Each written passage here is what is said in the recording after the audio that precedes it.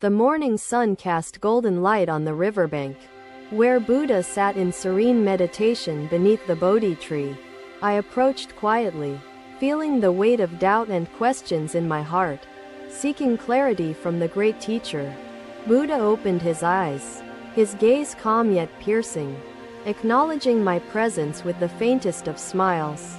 "Master," I began hesitantly, "why is it so difficult for people to truly understand one another?" I asked quietly. Buddha gestured for me to sit, his voice steady. "Understanding begins with listening, not with speaking. Few truly listen. This scroll," he said gently, "carries neither salvation nor suffering. Like a vessel, it contains only what you pour inside." "Yes, Master, I hear it." Buddha smiled. "It sings because it listens first. It accepts the rains, streams, and whispers of the wind. The river's strength comes from its humility, allowing itself to be shaped by the world around it," he explained. I pondered his words as he continued.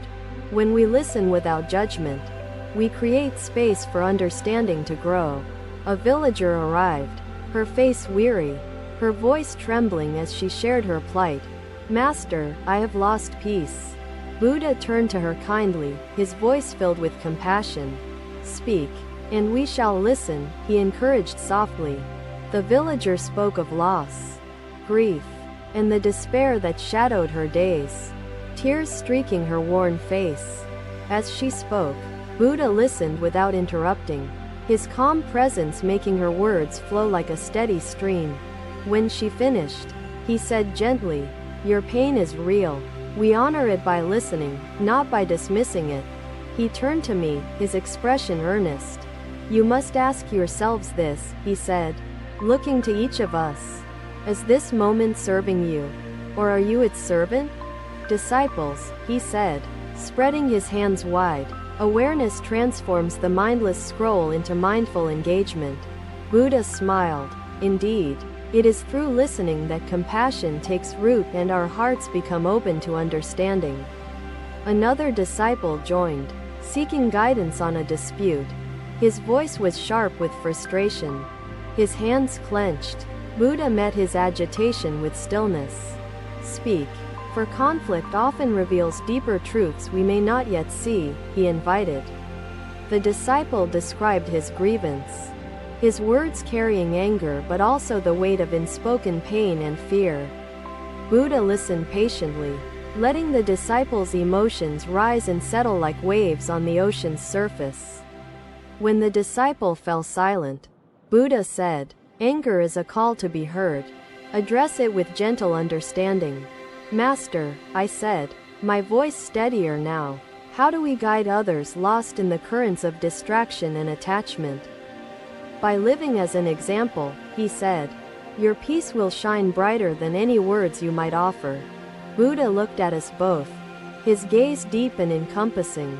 Compassionate listening transforms conflict into connection and divides into understanding. I felt the truth of his teachings ripple through me like the river's current, steady and undeniable in its depth. Hours passed, the sun now high, and yet I remained there, reflecting on the wisdom he had shared. Buddha's words stayed with me long after, guiding my interactions with others as I sought to listen more deeply. The river, ever flowing, mirrored the flow of words and emotions that find harmony in the act of listening. Each encounter taught me anew the science of compassion, where listening became the foundation of every human connection. I carried these lessons into the world, striving to embody the quiet strength and openness of the river. Another day, as sunlight danced on dewdrops, the disciples gathered around the Buddha, their faces shadowed with thoughts of comparison. I sat beside them, clutching a polished device reflecting endless images and words, its surface both mesmerizing and unsettling. The simplicity of his teachings revealed their profound truth: to listen is to love, and to love is to connect. Even now, I return to that morning by the river, remembering the power of listening as Buddha had shown me. The lesson he imparted through his presence and words shaped the way I approached every relationship in my life.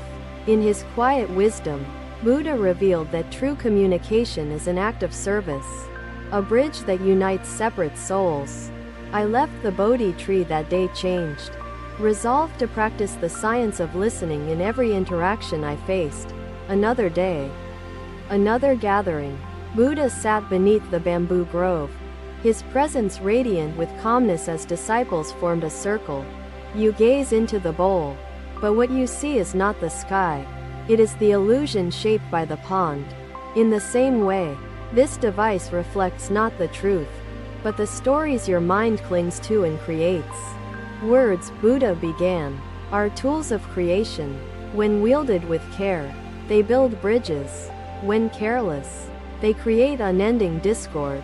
Imagine seeing one star and wishing to outshine it, forgetting you are part of the same boundless sky. The disciples sat silently, the device's glow now paling beside the truth of the Buddha's words. Buddha smiled gently. Each stalk sways, yielding to the wind without breaking. This is how peace finds its strength. I watched as the disciples leaned forward, their attention gripped by the simplicity of his metaphor. Buddha continued, "Speak gently yet firmly, like bamboo bending to the breeze. Your words can soothe anger and mend fractures." A merchant from a nearby village arrived, his voice sharp, laden with frustrations about disputes in his trading ventures. "Master," the merchant declared, "my competitors slander my name. How can kindness alone resolve such treachery and keep my dignity?" Buddha listened patiently, his expression unwavering yet filled with understanding for the merchant's plight. Compassion does not mean surrender, nor does kindness imply weakness, Buddha explained, his voice imbued with steady clarity. A prince once faced betrayal, Buddha continued, and responded first with wrath, which fanned the flames of war. He picked up the device resting near him, holding it as if it too deserved his compassion and wisdom. "When you look into this mirror," he said, "ask yourself, what do I seek? And why does it matter to me? The answers," he continued, "will reveal whether you are nourishing wisdom or indulging the craving of the ego." A disciple questioned, "Master, when faced with cruelty, should we confront it with silence or with words of strength?" Buddha's voice deepened, carrying the weight of his answer. "Confront cruelty with truth, carried gently but firmly, never with cruelty in return. Anger only escalates anger. Compassion untangles the knots hatred weaves."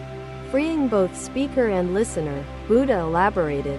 The bamboo swayed again in its harmonious dance, a silent echo of the wisdom shared within the grove. I reflected deeply on his teachings, seeing how my words often rushed ahead without thought to their impact. Buddha turned toward me, his gaze direct. "Disciple, what bridges have your words built? And what walls have they unintentionally raised?" I faltered, searching for an answer, humbled by his question and its clear implications for my communication with others. Buddha's voice softened. "Do not fear truth, disciple, but wield it with care. For truth spoken harshly becomes a blade." His words resonated deeply, unveiling the delicate balance between honesty and the kindness that ensures its acceptance.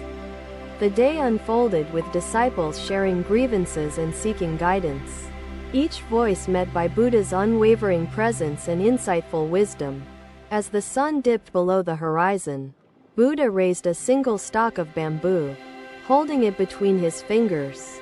"This," Buddha said, "is the essence of compassionate communication. Strong, flexible, yielding without breaking, firm without aggression." The stalk stood as a silent symbol, anchoring his teachings within the hearts of all who gathered. I carried the image of the bamboo and Buddha's teachings with me, striving to transform my words into bridges. His wisdom guided me beyond that grove, teaching me the art of weaving strength with gentleness in every interaction. As the disciples dispersed, we departed with deeper understanding, reminded that compassionate communication heals where division once thrived. Buddha's presence lingered in the grove, The bamboos dance eternal in its silent song of unity and peace. Even now, the teachings from that day shape my approach to every conflict, conversation, and connection I encounter.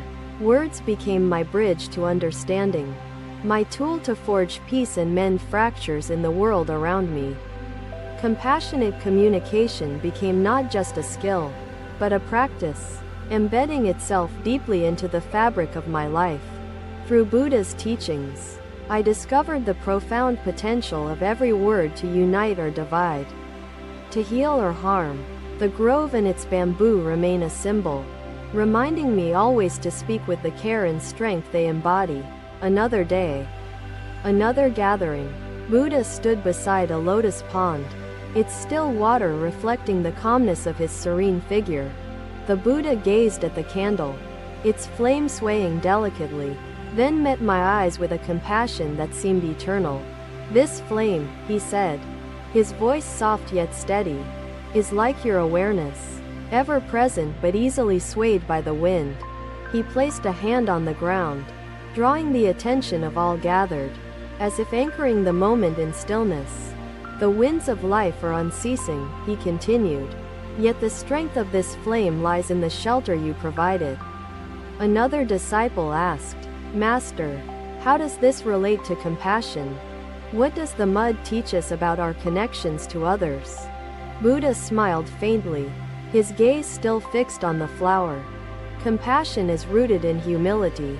Just as the lotus depends on the mud, our lives are intertwined, like roots of a plant, sharing the burdens and joys that allow us to grow." Buddha explained. A farmer approached, his face marked with weariness, his voice trembling as he sought wisdom to ease his heavy heart. "Master," the farmer asked, "how can compassion help me when my hardships isolate me from others and deepen my suffering?" Buddha turned to the farmer, his tone gentle. "Suffering creates connections, for shared pain reminds us of our unity and mutual need. Through compassion, we nurture one another, much like the mud cradles the roots and enables the lotus to bloom." Buddha added. The farmer's eyes glistened, his burdens seeming lighter as he absorbed the wisdom shared by the great teacher. A young woman stepped forward, her voice soft, her hands clasped tightly, seeking solace for a deep emotional wound. "Master," she began, "I have been betrayed by someone I trusted deeply. How can I find peace and rebuild my faith?" Buddha listened without interruption, his expression filled with understanding. Compassion does not ignore pain. It transforms it into the strength of connection. By forgiving, we free ourselves from the weight of anger and open the path to shared growth and understanding.